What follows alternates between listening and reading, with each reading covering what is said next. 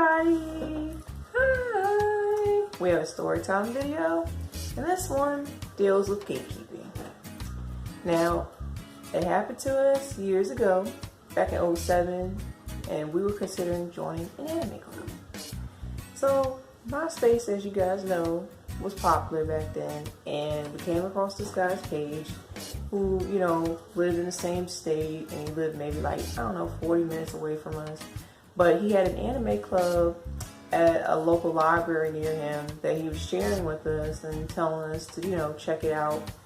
And they had meetings, I guess once out of every month on a Saturday or something like that. So anyways, Christy and I decided to go, and I don't know why we went after how we was treated, but a mistake and a waste of time. Yeah. See, I'm a stickler for this.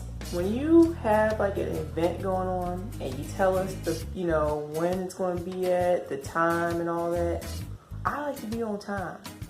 So, Christy. No CPT time. Yeah, okay. And that's what happened. So, Christy and I get there, because he also gave us which room it was going to be at, the meetings where it's held. So, we go there, and the door's locked. No one's there. So, we're looking around like, what the heck? But then, we hear this voice. What are you guys here for? And we look down, and it's a guy sitting on the floor in the corner by the door. And Christy goes and says, we're here for and he cuts Christy off and says, for the anime club. And we're like, yeah. And he's like, well, the leader isn't here yet. So we're like, well, okay, we'll wait around for a little bit. But the way he was acting and looking at us all just mean and just very sarcastic, it just made us uncomfortable. And we were just like, let's go. Because it was a waste of time. So we didn't stick around for, waiting for the leader to get there. We left. So maybe the next day or so, the leader goes and says, why didn't you guys come? I thought you guys were coming. I told him, I said, look, we were here and there was no one there. And then, there's a guy that's sitting on the floor that's, I guess, a member of your club, and he, was very rude to us. And he goes and says, oh, I know exactly who you're talking about. I'm going to have a word with him. And then he also apologized. He's like, yeah, I was late. I'm sorry. I just told him, I said, look, you could do that, but we're not coming back. And I just left it at that. Because for one, like I said, things happen, but if you're the leader, you need to be there on time. You should be the first one there.